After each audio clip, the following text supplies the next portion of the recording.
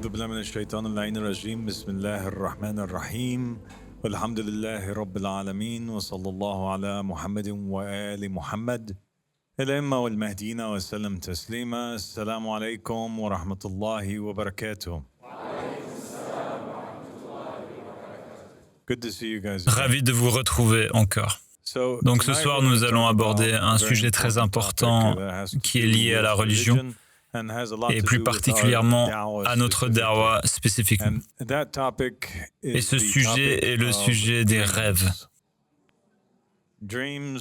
Les rêves sont considérés comme l'ultime ou la manifestation finale de la prophétie.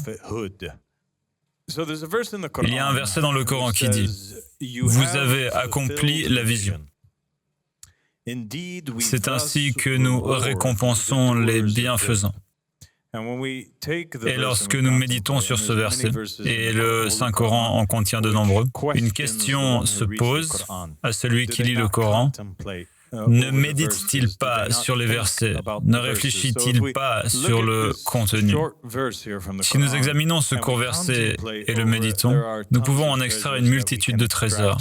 Et l'un des points les plus importants est qu'Allah subhanahu wa ta'ala assimile le fait de faire le bien avec la croyance ou l'accomplissement de la vision. Et pour accomplir une vision, il faut d'abord y croire et la prendre au sérieux. Et donc, Allah subhanahu wa ta'ala nous dit donc que si vous faites le bien, vous devez croire aux visions et les prendre au sérieux. Mais pourquoi prendre les visions au sérieux? Et comment y parvenir? C'est ce que nous allons explorer ce soir. Donc le verset que nous venons de lire fait partie d'une sourate du Saint-Coran qui évoque Abraham et sa vision. Dieu était fier d'Abraham lorsqu'il avait cru en sa vision, et voici les versets en lien avec le rêve. Il est dit, et lorsqu'il eut atteint l'âge de la fatigue, il dit, « Ô mon fils, j'ai vu en songe que je devais te sacrifier. Donc vois ce que tu en penses. » Il dit, « Ô mon père, fais ce que tu as été ordonné. Tu me trouveras, si Allah le veut, parmi les fidèles. » Ce récit est fascinant car il nous ramène à l'histoire d'Abraham, si centrale dans le judaïsme, le christianisme et l'islam. Que l'on croit qu'Ismaël ou Isaac aient été sacrifiés, indépendamment de cela, c'est une histoire captivante. Un homme passe sa vie à désirer un fils, et il en a enfin un. Et une nuit, il s'endort. Et pendant son sommeil, en rêve, il a une vision où il sacrifie son fils en offrande à Dieu. Et cet homme croit tellement en cette vision, et elle reste avec lui jusqu'à son réveil, et il la prend si au sérieux qu'il en parle à son fils. Et ce dernier, son fils, tout aussi croyant que lui répond aussitôt « Tu dois faire ce qui t'a été ordonné. » Donc Abraham ici et Ismaël interprètent leur rêve comme la parole d'Allah, littéralement, ou les mots de Dieu. Et ils sont prêts à mourir pour cela. Ils prennent les rêves très au sérieux, au point d'être prêts à sacrifier leur vie sur la base d'un simple rêve.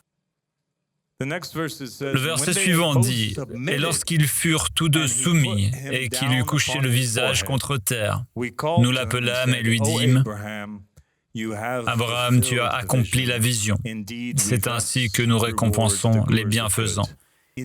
En effet, voilà l'épreuve manifeste. » Ainsi Allah subhanahu wa ta'ala met parfois ses serviteurs à l'épreuve par des rêves.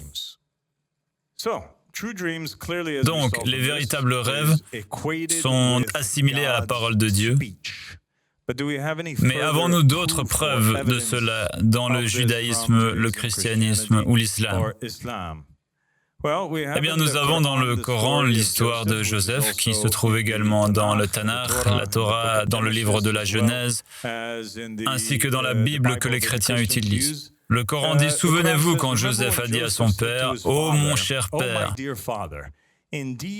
En effet, j'ai rêvé de 11 étoiles, du soleil et de la lune. Je les ai vues se prosterner devant moi.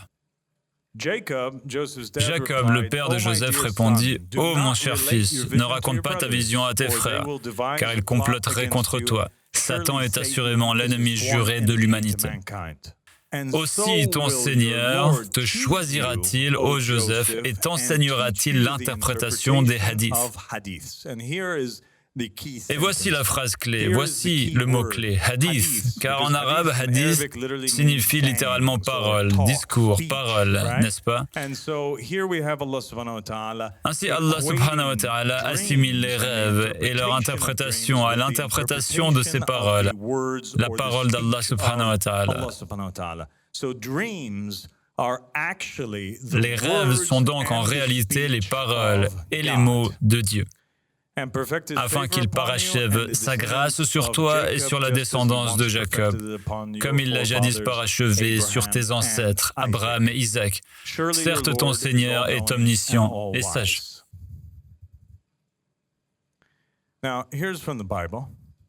Voici un passage de la Bible, Nombre 12, 6. Il dit « Écoutez mes paroles.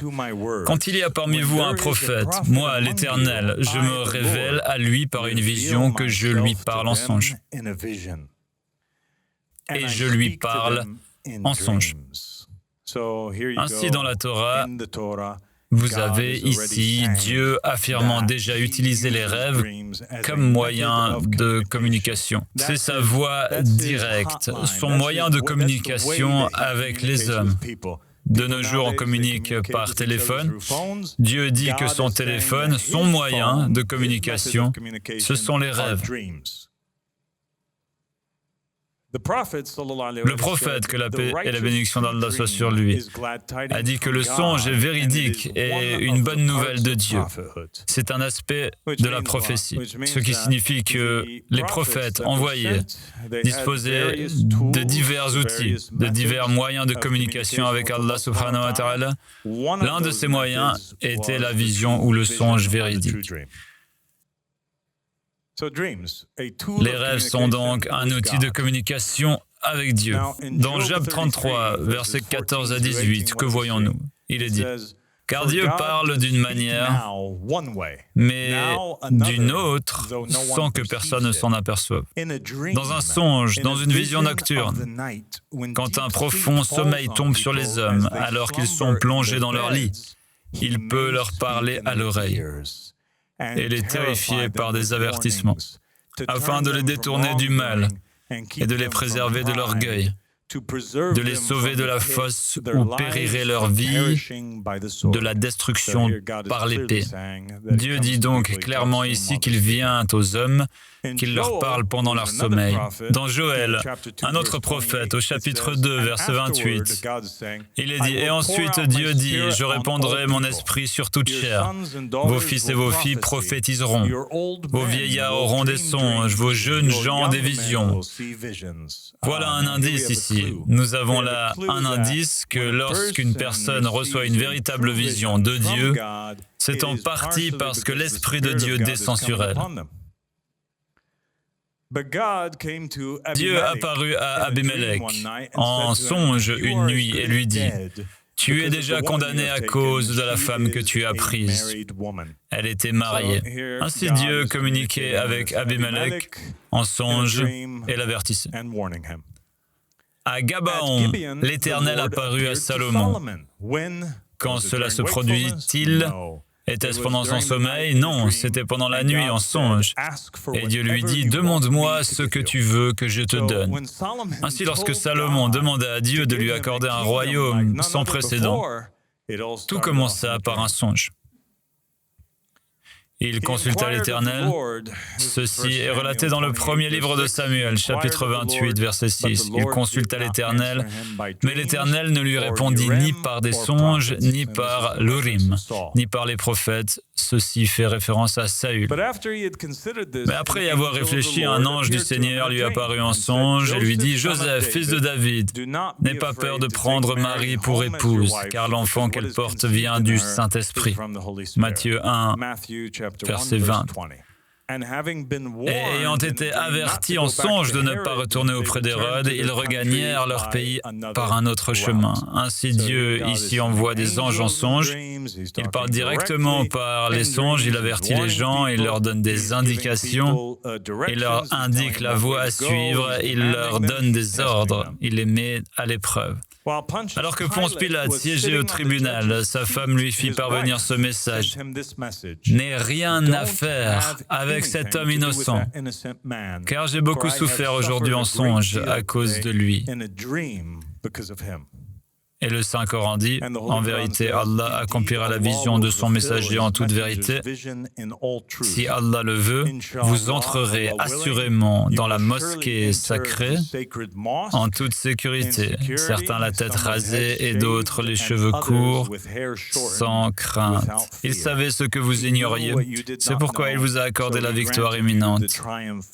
Ceci fait référence à un rêve qu'Allah subhanahu wa ta'ala a donné au prophète Mohammed, et qui plus tard que la paix et la bénédiction d'Allah sur lui s'est réalisée, ou plutôt à la vision.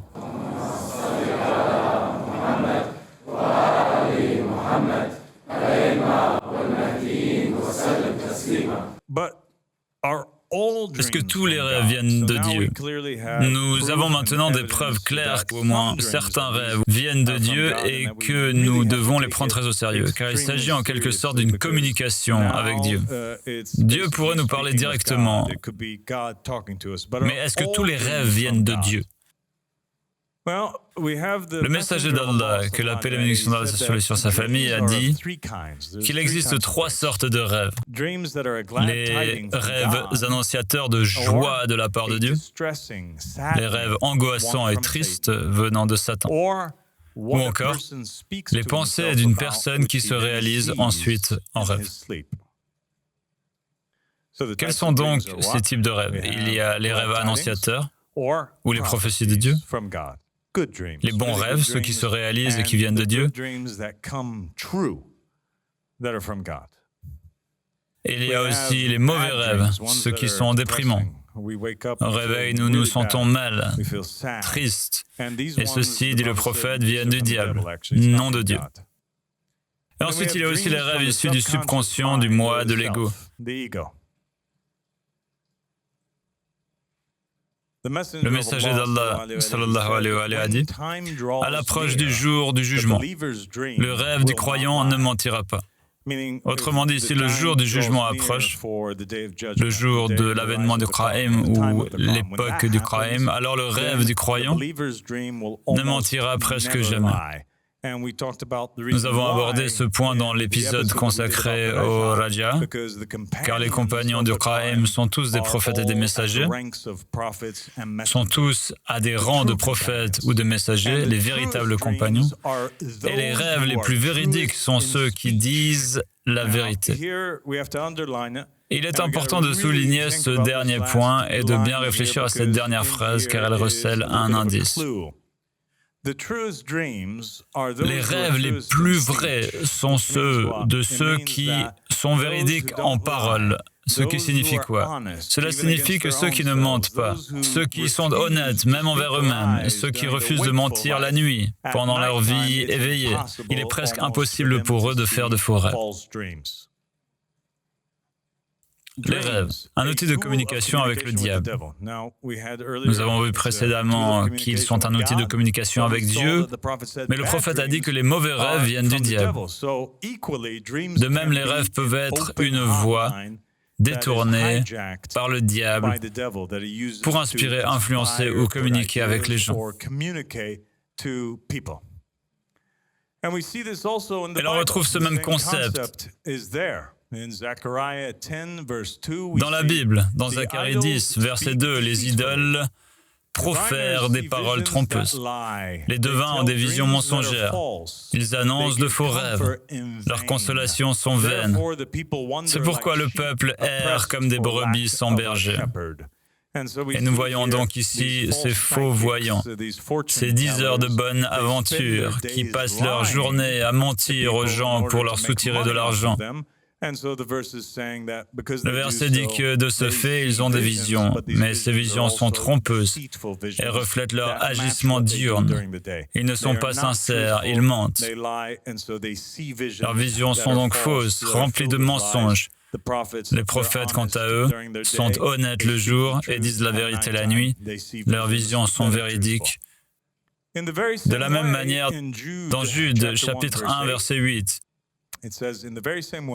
il est dit que par la force de leurs rêves, ces impies souillent leur propre corps, rejettent l'autorité et injurient les êtres célestes. Ainsi, les personnes dont parle le verset ne suivent pas les prophètes de leur temps. Elles ne sont pas de Dieu, elles reçoivent manifestement des rêves du diable et agissent en fonction de ces rêves. Et selon un hadith rapporté par l'imam Sadiq alayhi salam, il dit que la raison de la révélation du verset Al-Najwa ne vient que de Satan pour affliger ceux qui croient. Pourtant, il ne peut leur nuire en rien si ce n'est par la permission d'Allah. C'est en Allah que les croyants doivent placer leur confiance. Coran 58, 10. La raison pour laquelle ce verset est descendu est que Fatima Zahra, que la paix soit sur elle, a vu en songe que le messager d'Allah sallallahu alayhi wa alayhi, avait l'intention de sortir et que lui, Fatima, Ali, Al-Hassan et Al-Hussein alayhimus salam, allaient quitter Médine. Ils sortirent donc, tout cela est dans la vision de Fatima, elle voit dans le rêve qu'ils sortirent et dépassèrent les jardins de la ville. Deux chemins s'offraient à eux. Le messager d'Allah prit celui de droite et ils atteignirent un lieu bordé de palmiers et d'eau. Il acheta un mouton qui avait de petites taches blanches à une oreille et il ordonna qu'on l'abatte. Après avoir mangé, ils moururent sur place. Fatima se réveilla en sursaut, en pleurs et bouleversée. Et elle n'a pas informé le messager d'Allah, que la paix soit sur lui et sur sa famille, de cela. Le lendemain matin, le messager d'Allah arriva avec un âne. Elle se réveille alors, troublée par le rêve de leur mort. Le lendemain matin, le prophète arrive, accompagné.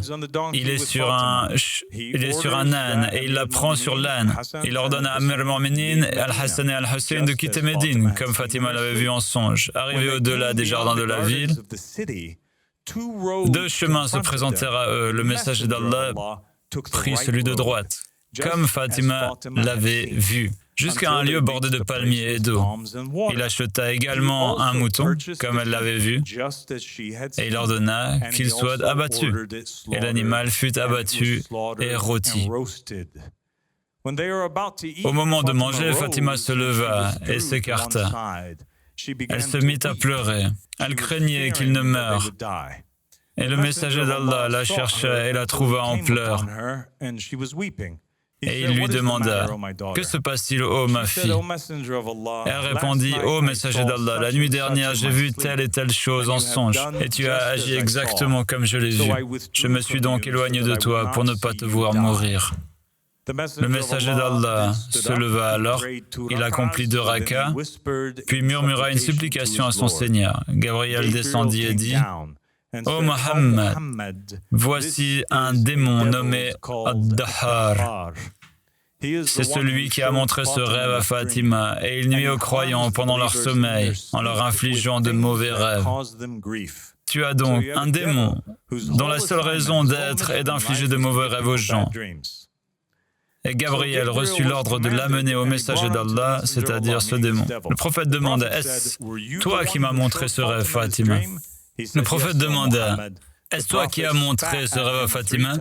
Il répondit oui, Mohammed.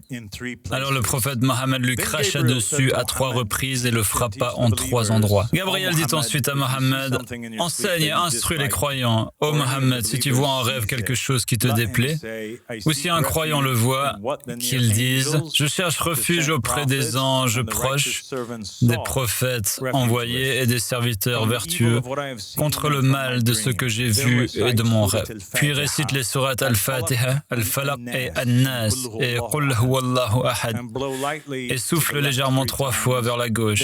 Alors ce qu'il a vu ne le nuira pas. Et Allah subhanahu wa ta'ala révéla le verset An-Najwa. Les mauvais rêves et les mauvaises paroles ne viennent que de Satan. Ainsi, nous avons ici Fatima Zahra. Elle était manifestement à un très haut niveau spirituel. Elle est la mère des imams. Elle est la fille du prophète Mohammed. Elle est également affectée par ces démons qui tentent d'entrer en contact avec elle. La seule chose qu'ils ont réussi à faire est à Fatima Zahra, que la paix soit sur elle, et de la rendre triste en la menaçant et en lui disant « ta famille va mourir ».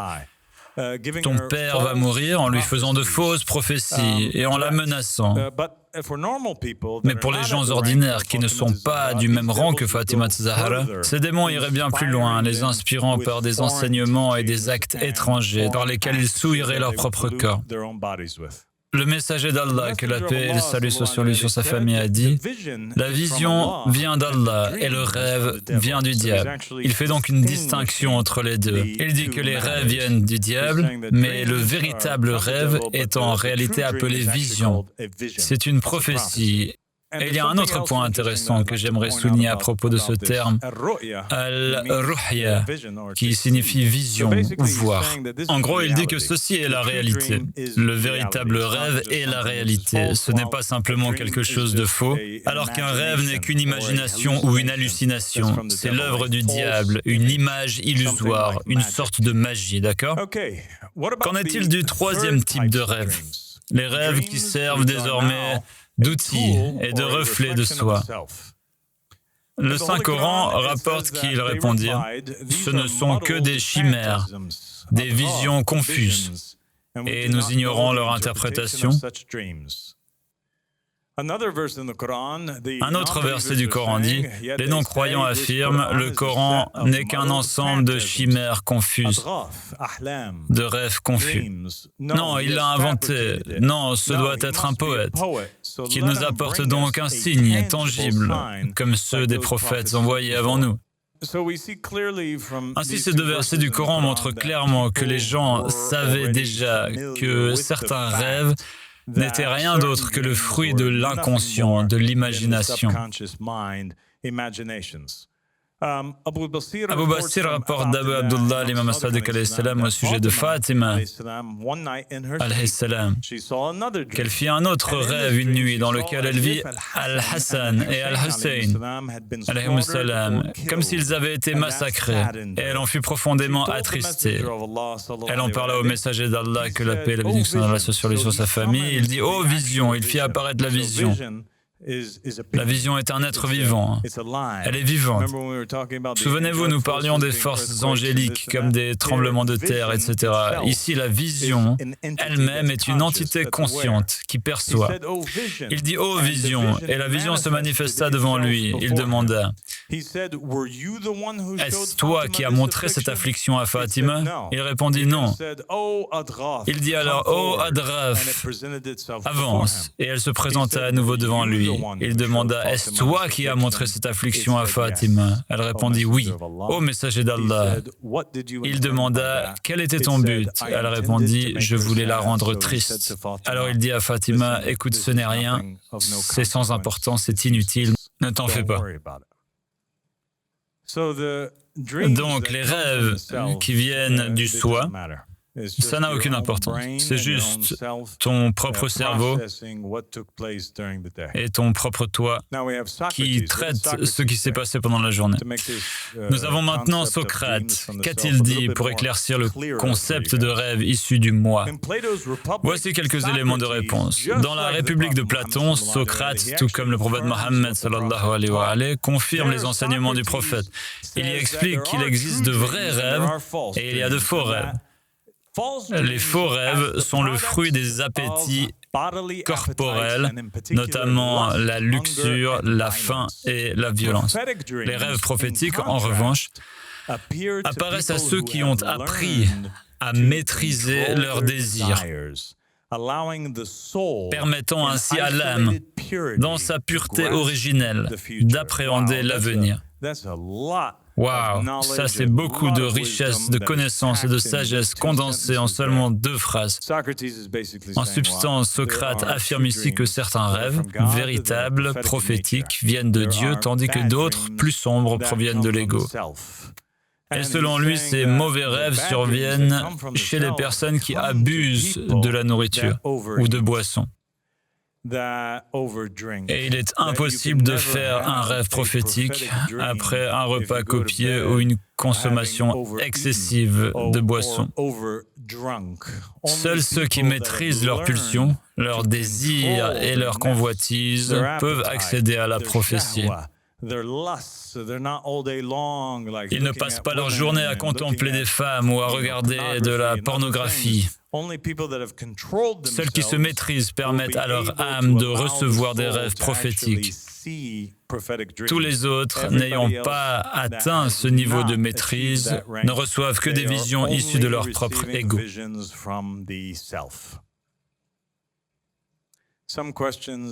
Voici quelques questions que nous avons reçues des croyants. Dieu envoie-t-il de mauvais rêves? C'est une question importante que nous souhaitons clarifier car elle revient fréquemment. Cette question nous est posée très souvent et la réponse se trouve dans le hadith de l'imam as-Sadiq alayhi salam. Lorsqu'un serviteur désobéit à Dieu, exalté soit-il, et Dieu aime cette personne et veut son bien, il lui montre en rêve un rêve effrayant qui l'incite à se détourner du péché. Donc par exemple, à quoi cela pourrait-il ressembler? Il pourrait s'agir du rêve d'une personne qui, par exemple, prend le volant en état d'ivresse. Cette personne pourrait un jour faire un rêve où elle est impliquée dans un terrible accident et tue des personnes. Et ce rêve la perturbe et l'effraie. Ce n'est pas l'intention de Dieu de l'effrayer, sans raison, mais c'est plutôt pour le corriger un certain comportement. Au réveil, la personne prend conscience de son erreur et se dit « Oui, je dois cesser d'agir ainsi, sinon quelque chose de terrible, semblable à ce que j'ai vu en rêve, va se produire. » Un rêve prophétique qui révèle une possibilité effrayante, conséquence des actions de l'individu. Il pourrait s'agir d'un rêve effrayant que Dieu vous aurait envoyé. En dehors de cela, Dieu n'envoie jamais de rêves mauvais, tristes, terrifiants ou effrayants. Une autre question qui revient souvent est « Pourquoi est-ce que je ne rêve pas beaucoup? Pourquoi est-ce que je n'ai pas beaucoup de rêves ?» Est-ce que quelqu'un ici se pose la même question?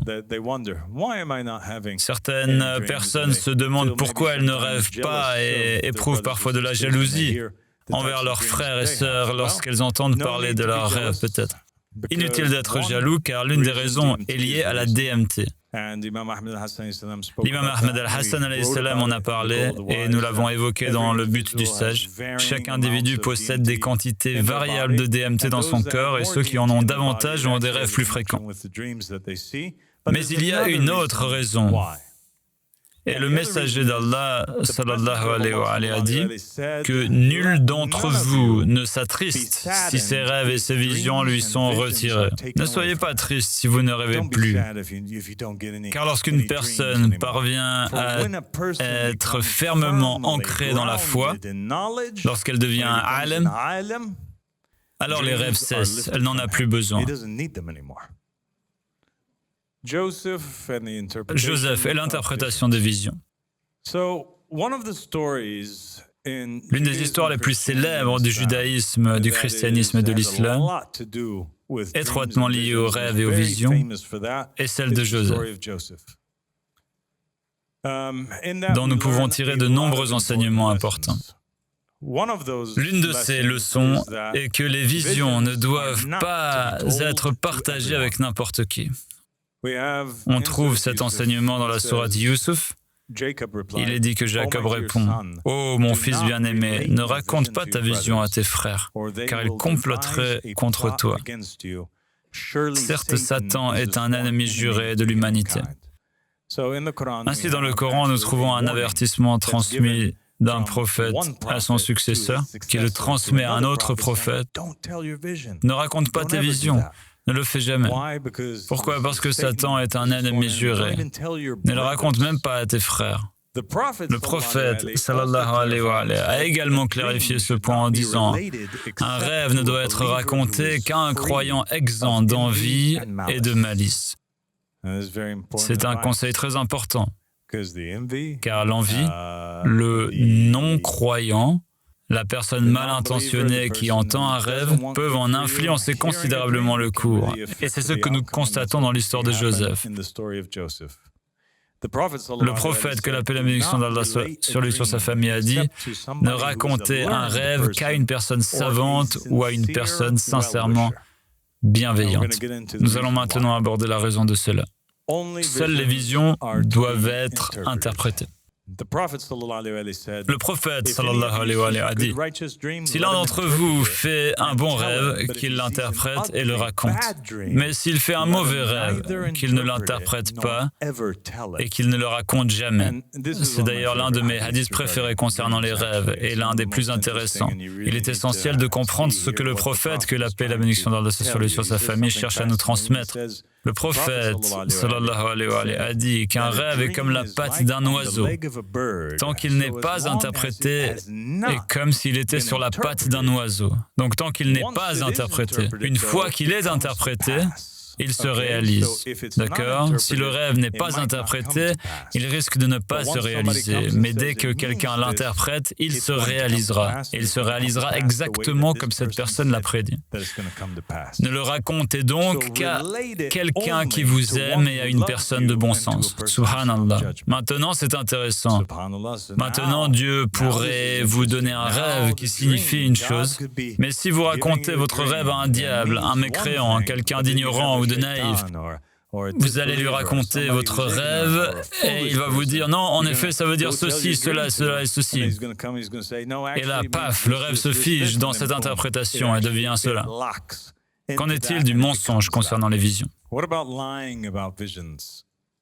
Dans l'histoire de Joseph, dans le Coran, il est dit que 2 autres serviteurs allèrent en prison avec Joseph.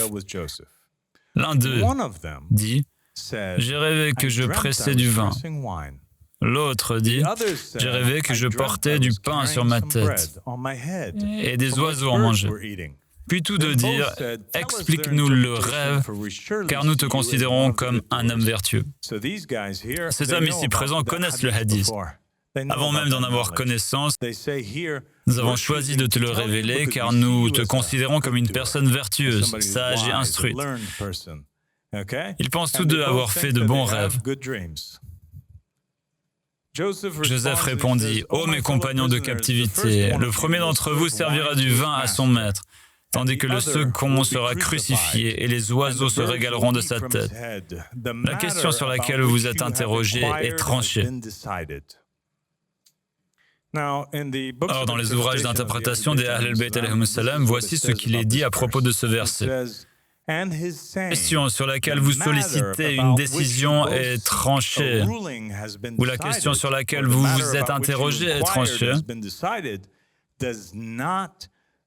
laisse fortement entendre que les 2 compagnons, ou l'un des 2, se sont rétractés et ont renié leur rêve. Il s'agissait très probablement du second rêve. Lorsqu'il a appris que l'interprétation de sa rêve était celle d'une crucifixion et que des oiseaux se nourriraient de sa tête. Que se passe-t-il alors? Ils disent « Ce sont nos rêves ». Joseph interpréta le rêve. Une fois l'interprétation terminée, l'un d'eux dit « En fait, je veux te dire quelque chose. En vérité, je n'ai même pas fait ce rêve. Qu'en penses-tu » L'autre répondit « Je t'ai piégé. En réalité, je n'aime pas ton interprétation. Je ne l'ai même jamais eue. » C'est alors que ce verset apparaît, c'est la réponse de Joseph et il dit « En fait, la question que vous vous posez est déjà réglée, c'est terminé. Même mon interprétation de ton rêve, même s'il s'agit d'un faux rêve, même s'il s'agit d'un mensonge, cela va se réaliser. » Ceci est corroboré par le récit des imams de la famille du prophète, sallallahu alayhi wa sallam, selon lequel le second des deux compagnons dit à Joseph « J'ai menti sur ce que je t'ai raconté du rêve. » Joseph, que la paix soit sur lui, répondit « La question sur laquelle vous sollicitiez toutes deux une décision a été tranchée. Telle est l'interprétation que vous recherchiez. Un verdict est rendu et définitif. Nul ne peut y échapper. » Sallu ala Muhammad wa ali Muhammad.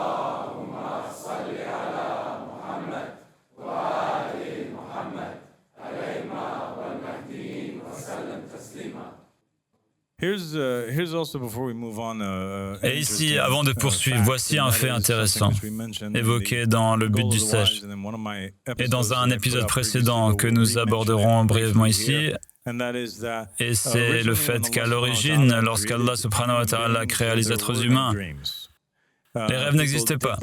Les hommes ne rêvaient pas, ceci était relaté dans l'un des récits. Puis les hommes commencèrent à entendre le prophète, le messager envoyé à leur époque, l'un des premiers. C'était en vérité Adam, que la paix soit sur lui. Il décrit un monde, un au-delà, une vie après la mort. Et les gens ne le crurent pas. Et dirent « De quoi parles-tu ? Nous voyons ici des os et des corps. Les corps, lorsqu'ils meurent, se décomposent et ils ne vont pas dans un autre monde. De quoi parles-tu » Adam demanda alors à Allah subhanahu wa ta'ala de donner un signe à son peuple et Allah commença à leur donner des rêves. Alors ils s'endormaient et se voyaient dans un autre monde, menant une autre vie et accomplissant d'autres actions. Et ils comprenaient que non, si cela est possible, alors il est possible qu'à l'heure de la mort, nous allions aussi dans un autre lieu. Joseph découvre la signification de sa vision des décennies plus tard. C'est également un enseignement que nous pouvons tirer de ce récit. On a souvent tendance à penser que les rêves sont interprétés ou compris sur le champ. Mais ici, il y a quelque chose d'intéressant, de différent. Joseph fait un rêve où apparaissent les 11 étoiles, le soleil, la lune. Il les voit se prosterner devant lui. Et ce rêve se situe au tout début, dans les premiers versets de la sourate Yusuf. Puis à la fin de cette sourate, ou presque seulement lorsque nous atteignons la fin de la sourate Yusuf, il est dit, nous voyons que Joseph a élevé ses parents sur le trône et qu'ils se sont tous prosternés devant lui. Joseph dit alors, « Oh mon cher père, voici l'interprétation de mon ancien rêve. » Il lui a donc fallu des décennies pour en apprendre l'interprétation. Mon Seigneur l'a réalisé. Il a été d'une grande bonté envers moi lorsqu'il m'a libéré de prison et vous a tous fait sortir du désert après que Satan eut semé la discorde entre mes frères et moi-même. En vérité, mon Seigneur est subtil dans l'accomplissement de sa volonté. Et donc, ici nous avons une indication claire que malgré le fait que Jacob et Joseph aient reconnu que le rêve qu'il avait fait enfant avait une signification très spéciale, ils n'en ont connu la réalisation exacte, l'interprétation qu'une fois celle-ci accomplie. Certaines visions sont en réalité des confirmations pour un temps plus tardif dans la vie. Elles ne sont pas destinées à être comprises sur le moment, ni à être interprétées de manière à ce que leur signification se précise. Ce n'est que plus tard, en les vivant, que l'on se remémore le passé et que l'on est encore plus ferme dans sa décision, car on se dit « Attends, j'ai déjà vu ça ». Certaines personnes m'ont interrogé sur mes visions. Si vous le souhaitez, je vous en partagerai quelques-unes ce soir.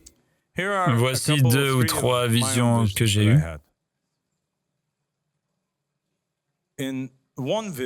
Dans l'une d'elles, il y a de très nombreuses années, bien avant la Darwa, avant même de connaître l'imam Ahmed al-Hassan, le Yémeni. J'ai rêvé que j'étais sur un balcon avec une femme de ma famille. Nous sommes sortis de la maison Et nous avons vu que tout était illuminé. Une grande route également illuminée. Et la lune, la pleine lune, brillait d'un éclat intense. Et cette vision semblait si réelle. J'ai levé les yeux vers la lune et j'y ai vu des lettres arabes. En les lisant, j'ai lu les lettres arabes et cela disait « Baqayatullah khayrul lakum ». Ce qui signifie « Les restes d'Allah sont meilleurs pour toi ».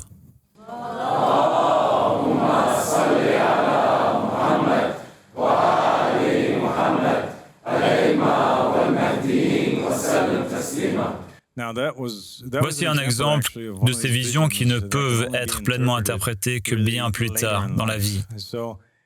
Des années plus tard, plus d'une décennie plus tard, ce qui s'est passé, c'est que parmi tous les membres de ma famille, la seule à m'avoir suivi sur ce chemin, dans cette foi, dans cette da'wa, à croire en moi et en l'imam Ahmad al-Hassan alayhi salam, c'était une femme de ma famille qui était présente à mes côtés.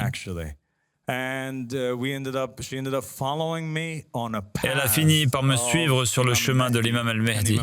L'un des symboles de l'imam al-Mahdi alayhi salam est la lune, et l'un de ses noms est le reste d'Allah ou Baqayat Allah.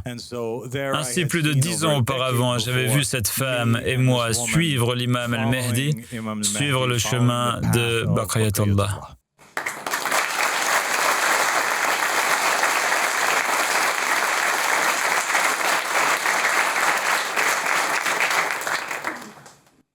J'ai fait un deuxième rêve.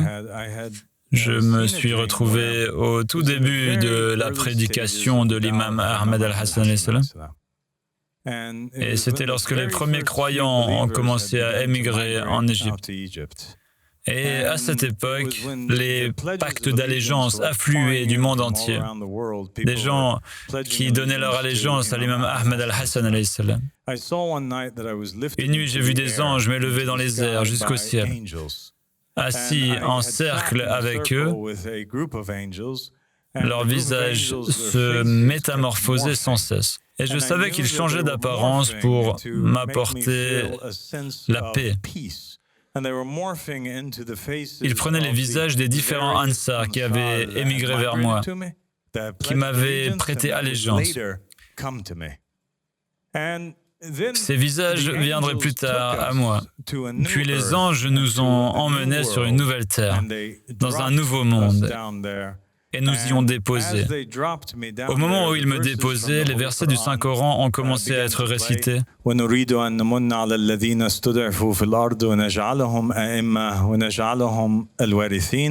Nous voulons accorder nos faveurs à ceux qui étaient opprimés sur ces terres, faire d'eux des imams et des héritiers. Maintenant, à ce moment précis de ma vie, j'étais loin de me douter que je ferais les déclarations que j'ai faites. J'ignorais tout de mon élection à l'imama, de ma succession à l'imam Ahmad al-Hassan alayhi salam. Ces pensées ne m'auraient jamais effleuré l'esprit. Le rêve lui-même me laissait perplexe, ainsi que son interprétation. Ce n'est que plus tard, lors de ma rencontre avec l'imam Ahmad al-Hassan, que la paix soit sur lui, que le sens de ce rêve a pris tout son sens.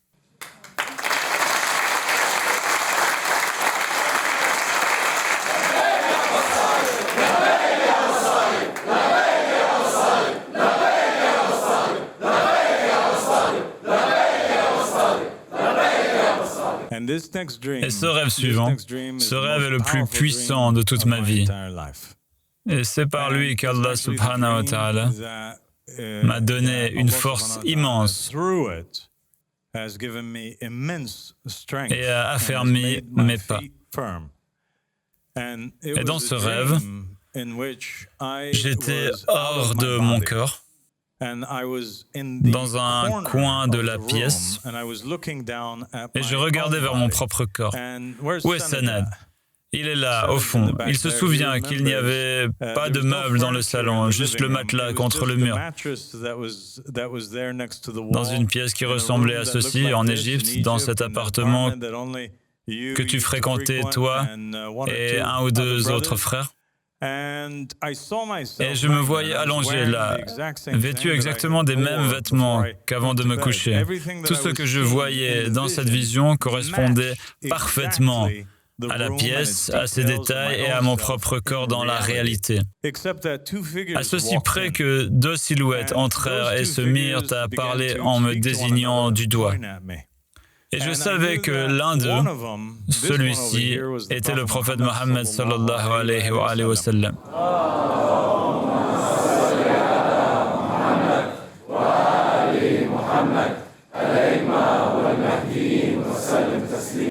Et l'autre était Amir al-Mu'minin Ali ibn Abi Talib alayhi salam.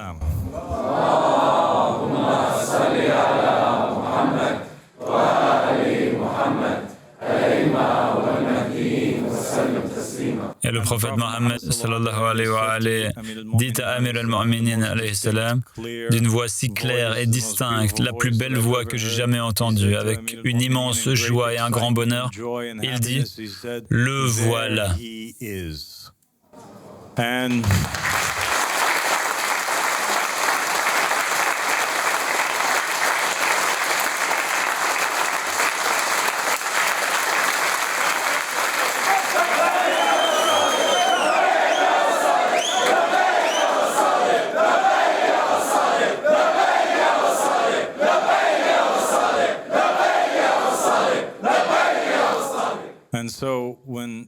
Alors, lorsqu'on me demande comment je sais que j'ai été désigné, comment je sais que je suis mentionné dans le Testament, est-ce simplement parce que je le revendique? Revendiquer le Testament aurait suffi, certes, mais pour moi, au vu de ce que j'ai vu, de ce que j'ai vécu en vision et grâce à ma foi en cette vision, je sais sans l'ombre d'un doute que j'ai été désigné cette nuit-là par le prophète Mohammed sallallahu alayhi wa alayhi à Amir al-Mu'minin alayhi salam, tout comme dans le Testament où le prophète Mohammed dictait à l'imam Ali alayhi salam et disait après lui, il y aura des Mahdi. Puis il a commencé à énumérer les noms et il a dit Abdullah, Ahmed et Al-Mahdi. Maintenant, les visions et les symboles. Certaines personnes m'ont posé des questions sur les visions et les symboles et sur la manière de les interpréter. Je vais donc vous en présenter une dizaine environ que nous interpréterons ce soir si vous les voyez en rêve. Ainsi, vous pourrez mieux comprendre comment cela fonctionne. Donc, nous avons ici des rêves où apparaissent des arbres. Un arbre symbolise en réalité un croyant. Voir un arbre vigoureux signifie la présence d'une personne forte ou d'un croyant fervent dans sa vie. Un arbre chétif indiquerait une foi fragile. Et si les arbres sont associés à l'être humain, c'est parce qu'ils jaillissent de la terre, tout comme lui, tout comme les hommes. Les cheveux dans les rêves, pour celles et ceux qui voient parfois leurs cheveux négligés ou crépus, au contraire, qui les trouvent magnifiques et en pleine santé. Les cheveux sont une allégorie. Dieu essaye de te dire quelque chose. Il essaye de vous dire en vous montrant des images. Et les cheveux sont une métaphore, un euphémisme dans les rêves, car les cheveux, comme les pensées, poussent sur la tête. Et les cheveux sont une métaphore ou un euphémisme des pensées dans les rêves, car les cheveux, comme les pensées, poussent sur la tête. Ainsi, des cheveux négligés, abîmés et sales symbolisent des pensées négatives dont tu dois te débarrasser. Et si tu te rases la tête, tu te débarrasses de certaines pensées. Vous comprenez? Et si vous voyez une belle femme en rêve, si c'était une véritable vision d'Allah, voir une femme d'une beauté exceptionnelle en rêve serait un signe des choses de ce monde. Ce serait l'apparence de ce monde. En réalité, dans votre rêve, Dieu essaie de vous dire quelque chose à propos de ce monde en vous montrant cette femme. Si par exemple vous vous êtes senti attiré par elle, c'est la façon dont Dieu vous dit que vous êtes trop attaché à ce monde ou trop investi, car ce monde est comme une femme. Et si une femme se voyait enceinte, qu'est-ce que cela signifierait? Eh bien, cela dépend du contexte. Parfois, si une femme se voit enceinte, cela signifie qu'elle porte un fardeau, qu'elle est préoccupée. Elle s'impose un fardeau, car porter un enfant est une charge, n'est-ce pas? Si vous étiez un homme et que vous vous voyez enceinte, qui a déjà fait un rêve pareil? Ardienne. Tu me tentes de donner une interprétation qui pourrait se vérifier. Le rêve d'un homme qui se voit enceinte signifie qu'il deviendra riche. C'est donc plutôt bon signe.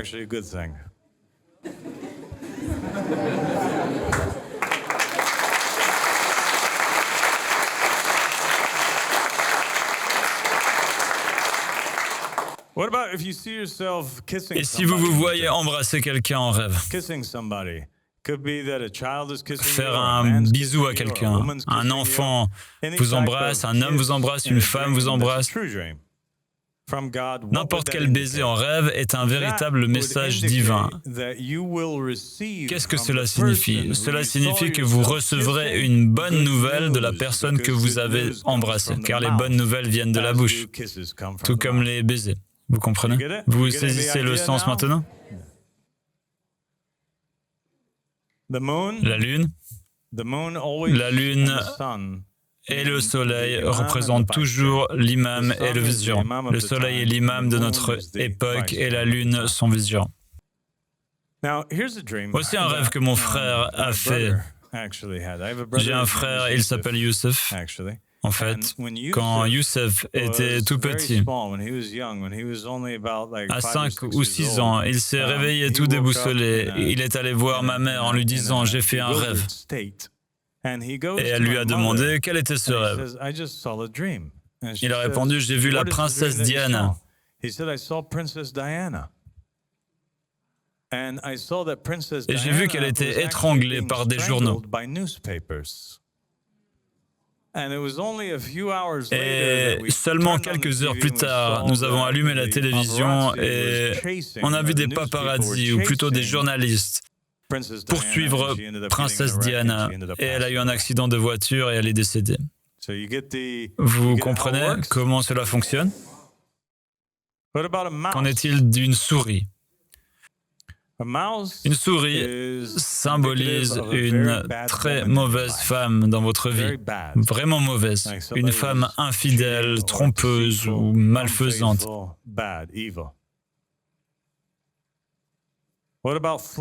Et les inondations? Nous avons une prophétie, un rêve authentique, une vision réelle, qu'ont eu quelques croyants ici présents. L'un a été vu par Arnaud et l'autre par Taslim. Où est Taslim? Est-elle ici ce soir? Oui, Taslim. Oui. Un jour, Taslim est venue me voir et m'a dit « Père, j'ai fait un rêve ».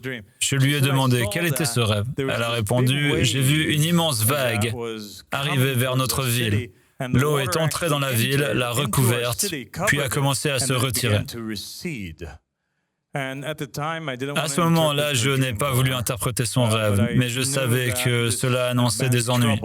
Et en effet, le lendemain, la propriété a été perquisitionnée et la police y a pénétré, tout comme lors de l'inondation. Puis ils ont fini par se retirer et disparaître. Un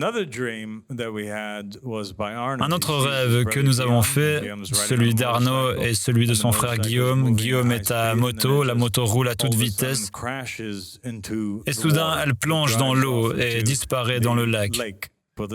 Et le lendemain, Guillaume conduit une voiture, non pas une moto, mais il est dans une voiture, il est arrêté par la police lors d'une descente surprise pour être interrogé par les autorités maléfiques suédoises. Que Dieu les maudisse.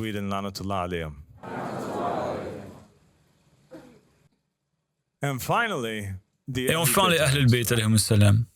Si nous voyons les Ahl al-Bayt, que la paix soit sur eux, en rêve, cela signifie que nous les avons vus en réalité.